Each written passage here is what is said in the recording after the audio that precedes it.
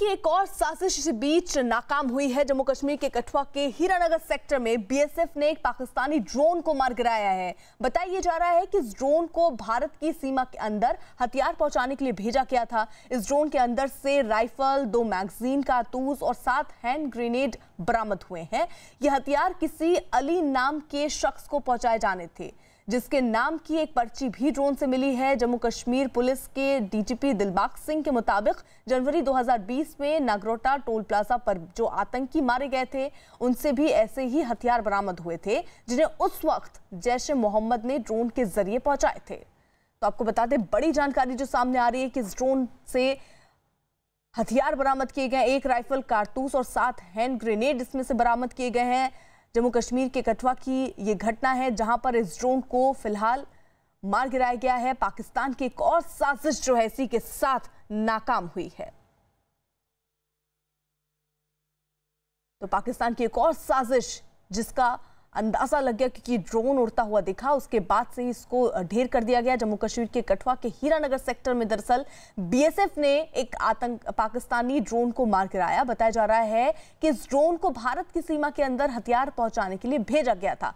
पवन शर्मा हमारे साथ, हमारे सहयोगी इस वक्त जुड़ चुके हैं। यानी पवन, एक साजिश पाकिस्तान की जो एक बार फिर से नाकाम हुई है।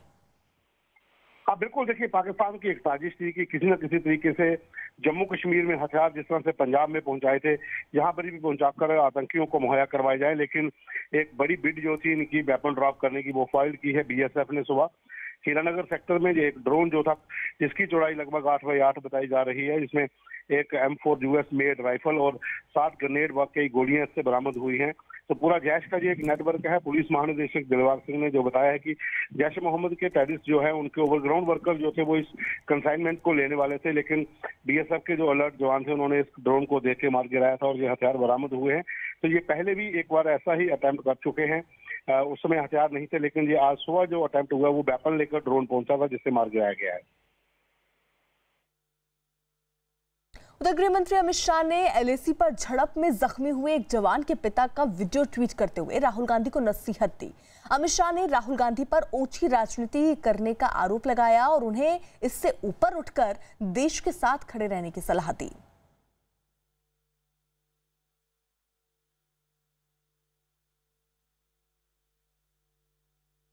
तो राहुल गांधी को नसीहत देते हुए दरअसल अमित शाह ने यहाँ पर कई चीजें लिखी। यहाँ उन्होंने लिखा कि एक जाबाज सैनिक के पिता ने राहुल गांधी को साफ संदेश दिया है।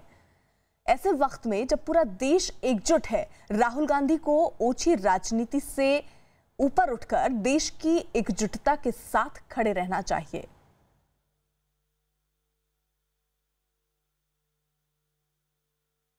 वही अमित शाह ने जवान के पिता का जो वीडियो ट्वीट किया, उसमें एलएसी पर हुई झड़प में जख्मी हुए सेना के एक जवान के पिता ने राहुल गांधी को करारा जवाब दिया। राजस्थान के अलवर में रहने वाले जवान के पिता ने राहुल गांधी को 2 टूक कहा कि वो सैनिकों की शहीद होने पर सियासत ना करें। बता दें कि राहुल गांधी ने एलएसी पर 20 जवानों की शहीद होने के बाद केंद्र सरकार पर सवाल उठाए थे।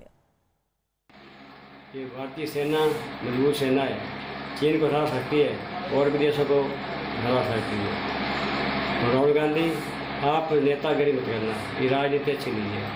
हमारा थोड़ा पहले भी फौज में शाह लड़ेगा, अभी फिर और लड़ेगा, शेर बनेगा।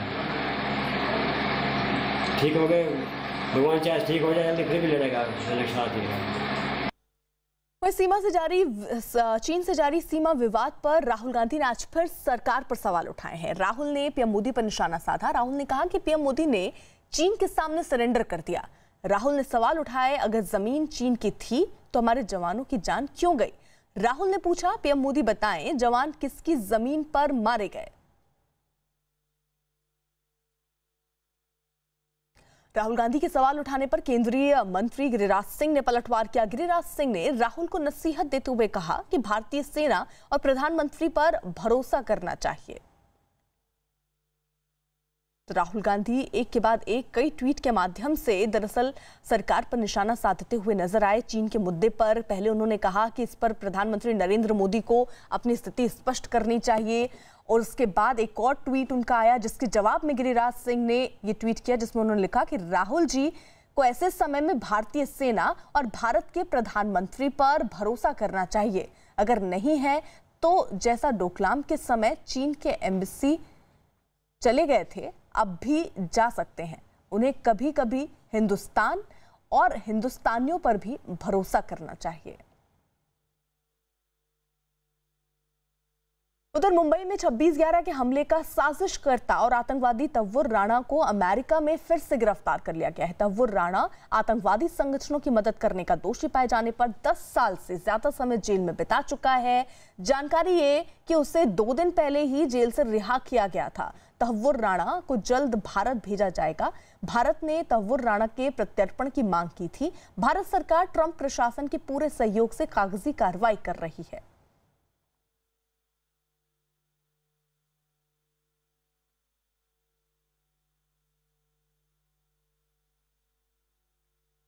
तो तव्वुर राणा पाकिस्तानी कैनेडियाई नागरिक है जिसने 26/11 हमले की साजिश रची थी। हमले में उसे लश्कर ए तैयबा की मदद की थी। साल 2009 में राणा को गिरफ्तार किया गया था। 10 जून 2011 को दोषी ठहराया गया था। अमेरिका की जेल में 10 साल वो काट चुका है। हालांकि 2 दिन पहले ही जेल से रिहा हुआ। दिसंबर 2021 में सजा उसकी पूरी होने वाली थी। राणा समय से पहले जेल से रिहा हुआ था। भारत की अपील के बाद उसे फिर गिरफ्तार कर लिया गया है।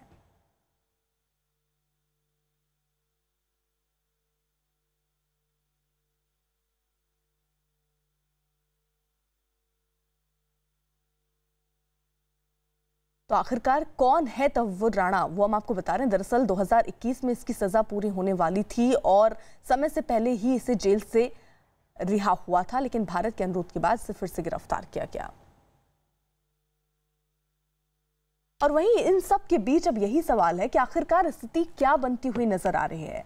उज्जवल निगम जी, तव्वुर राणा को भारत कब लाया जा सकता है? ये मैं मानता हूं कि भारत की एक जीत है, क्योंकि तनवर हुसैन राणा, जिसकी मां पाकिस्तानी थी और जिसके पिता अमेरिकन थे, ये तनवर राणा का पूरा प्राइमरी एजुकेशन पाकिस्तान में हुआ था।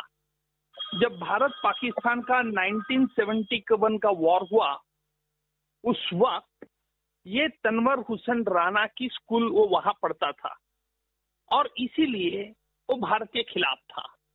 और जैसे उसकी और डेविड हेडली जब उनकी मुलाकात हुई, तब ये तनवर हुसैन राणा ये इमिग्रेशन का काम करता था और उसने बंबई में एक इमिग्रेशन ऑफिस खुला था जहां डेविड हेडली उसके बाद आया था। और यही डेविड हेडली जिसने 26/11 के पहले बंबई में आके टारगेटेड प्लेसेस के पर फोटोग्राफ दिए थे और लश्कर ए तोयबा के दिए थे, और ये अंडरकवर काम कर रहा था तनवर हुसैन के राणा। उधर एलएसी पर भारत और चीन के बीच चल रहे तनाव के बीच वायुसेना प्रमुख RS भदौरिया ने चीन को चेतावनी दी। हैदराबाद में वायुसेना की पासिंग आउट परेड में अपने संबोधन में उन्होंने साफ कर दिया कि चीन के खिलाफ भारत पूरी तरह से तैयार है। उन्होंने साफ तौर पर कहा कि गलवान में हुई जवानों की शहादत बेकार नहीं जाएगी। हम किसी भी स्थिति से निपटने के लिए तैयार हैं। एलएसी पर जवानों ने जो बहादुरी दिखाई है वो इस बात का सबूत है कि हम देश की संप्रभुता को किसी भी हालत में मिटने नहीं देंगे। It should be very clear that we are well prepared and suitably deployed to respond to any contingency. I assure the nation that we are determined to deliver and will never let the sacrifice of our braves of Galwan go in vain. We fly whatever is required in response to any situation. We have taken all the actions that are required, looking at the deployments across and looking at the situation developing, and whatever actions we need to take, those have been taken, be rest assured.